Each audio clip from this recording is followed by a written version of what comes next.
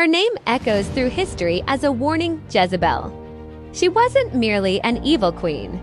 She was a strategist, a missionary of a dark faith, the daughter of the king of Sidon, the center of Baal worship. Her marriage to King Ahab of Israel was a calculated spiritual invasion. Her goal, to supplant the faith in the God of Israel with her pagan pantheon, consolidating her own power. Jezebel didn't share the throne. She dominated it. She established and funded hundreds of prophets of Baal while unleashing a deadly persecution against the prophets of God.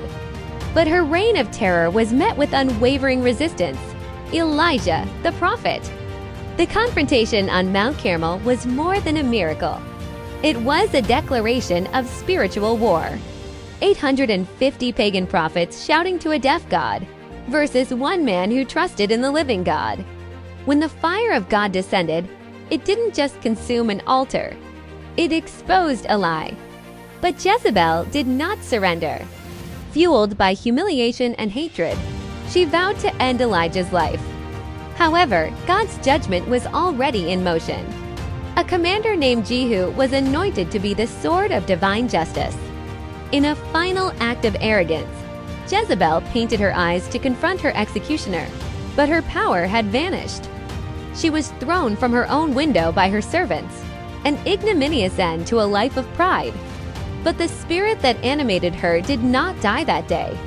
That spirit of control, manipulation, intimidation, and rebellion against true spiritual authority is still at work.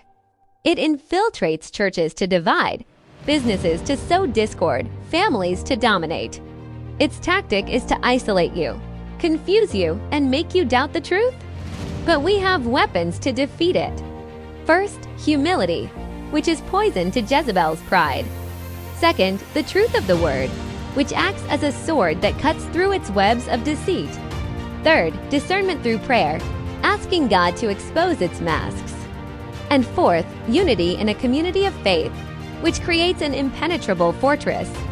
You are not destined to be a puppet. The power of Christ in you can break any chain.